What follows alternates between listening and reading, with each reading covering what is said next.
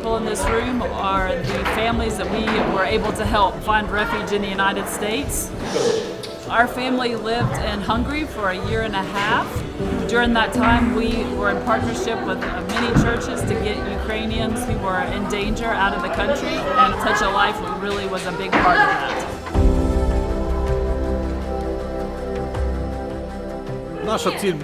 Our goal for coming to Iowa was to visit the people we've helped to get into the U.S. Because talking on the phone is one thing, but seeing how they've adapted and seeing how they're living is another.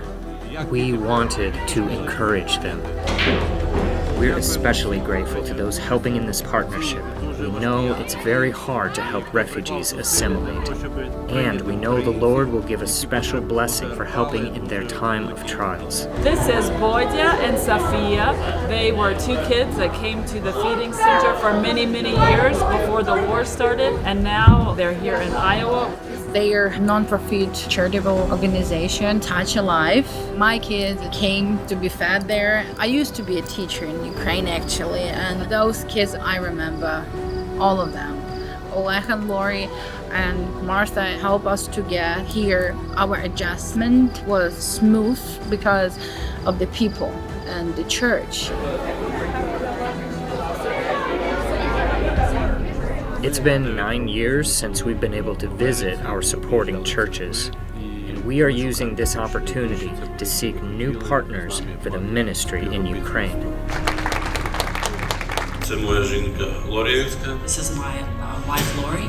У нас двоє дітей. We have two children. Саймон йому 13 років. Abigail їй 16. Our son is 13. His name is Simon. Our daughter is Abigail. She's 16. We were normal church planting missionaries. Our central focus was giving the gospel and discipling people to grow in their faith. In the last 6 months in the city of Raleigh, North Carolina, where we are staying, the Lord let us start a Bible study in the Ukrainian refugee community. The Lord has also allowed us to translate our sending pastor's sermons into Ukrainian on Sundays. Our daughter Abigail has done this as her ministry.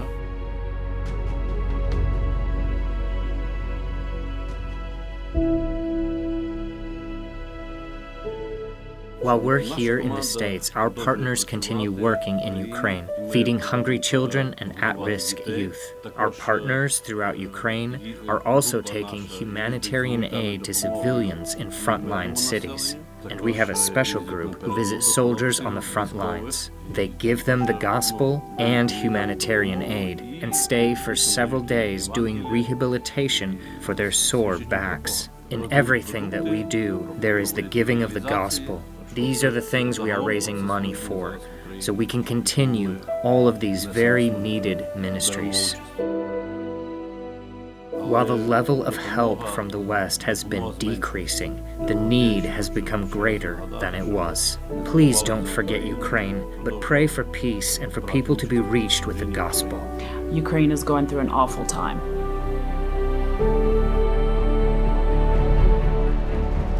My son likes to say that I see that he or she has the God in the heart.